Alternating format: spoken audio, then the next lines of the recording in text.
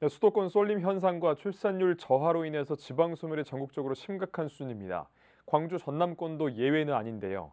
특히 전남 곡성군은 전국 최하위 출산율에 고령층 인구도 35% 이상이라서 지방 소멸 대응에 안간힘을 쏟고 있습니다. 박규태 기자입니다. 지난해 기준 전남 곡성군의 인구는 2만 7천여 명, 전남도 인구의 1.49%를 차지합니다. 지난 10년간의 자료를 분석한 결과 곡성군은 지난 2013년 인구수 3만 천여 명을 기록하고 2014년을 기점으로 인구가 계속해서 감소한 것으로 나타났습니다.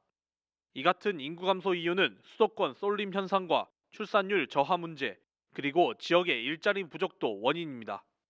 제조업을 기반으로 한 산업은 일부이고 국민 대부분이 농사에 의존하기 때문입니다. 양질의 일자리가 없다 보니 청년들은 주변 대도시인 광주시로 이동하고 이로 인해 지역에는 고령층 인구밖에 남아있지 않습니다. 곡성군의 지난해 합계 출산율은 0.55명으로 출산율도 전국 최하위 수준에 머물고 있습니다. 인구가 점점 줄어들다 보니 대중교통 이용도 쉽지 않습니다. 병원에 가기 위해 집을 나선 어르신은 마을에서 읍내까지 버스가 하루에 4번 운행하는데 이마저도 횟수가 줄어들까 불안하기만 합니다. 전남 곡성군은 섬진강과 기차마을을 활용한 관광산업도 활성화됐습니다.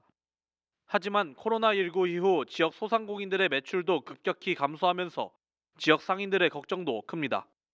지역의 인구 감소 문제도 있는데 관광객들도 예전에 비해 줄었기 때문입니다.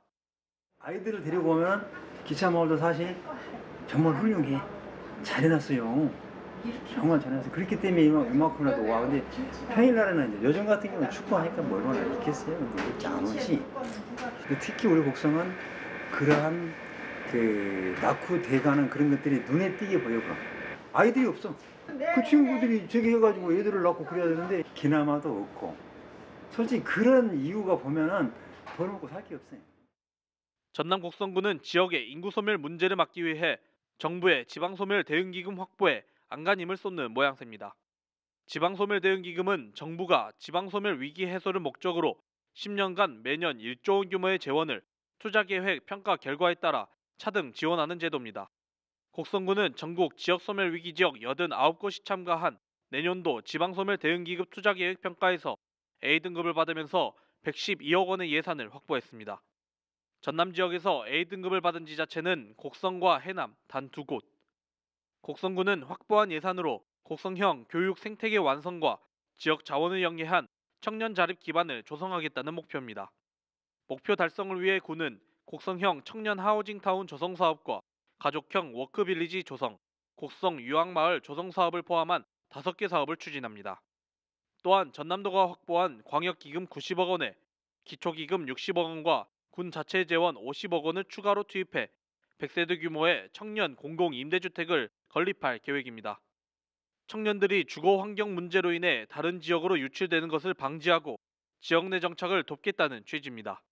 갈수록 심화되는 지역 인구 소멸 문제 해결을 위해 여러 정책을 내놓고 있는 상황. 전남 곡성군이 지방소멸 대응 기금을 활용해 진행하는 사업들이 지방소멸을 막고 인구 유입에 마중물 역할을 할 수 있을지 주목됩니다. CNB 뉴스 박규태입니다.